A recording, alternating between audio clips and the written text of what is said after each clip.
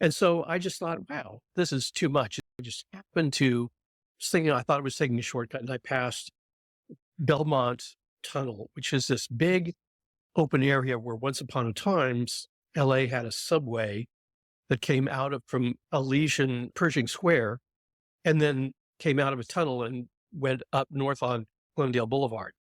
And it's this big open area. And then when the subway, that train system shut down, it was just left this big open area, which in 1984, as the graffiti movement was starting to get going, kids started to paint on these walls.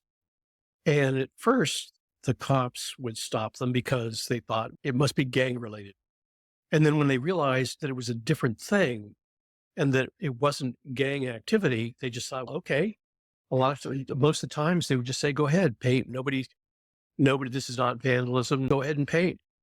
And so for 20 years, that was a world renowned site for graffiti writers in Los Angeles and around the world to show what they could do.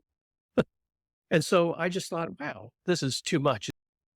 I was just thinking that it was a shame that something with so much verve would just disappear without a record.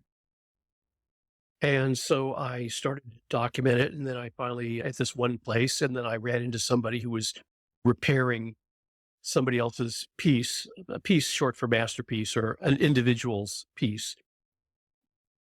And when they decided that I didn't have a cop vibe, they told me about another place. And then those people got used to seeing me around and nobody was getting arrested. And after a while, just people would tell me about places and I would go to some place new. And if somebody would say, who are you? And how do you know about this place?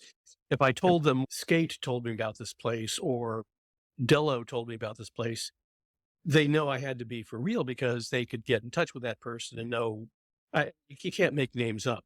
You got to, because they can check it out. And so and this one thing led to another and it just got very obsessive because the stuff comes and goes and you got to get it while it's hot.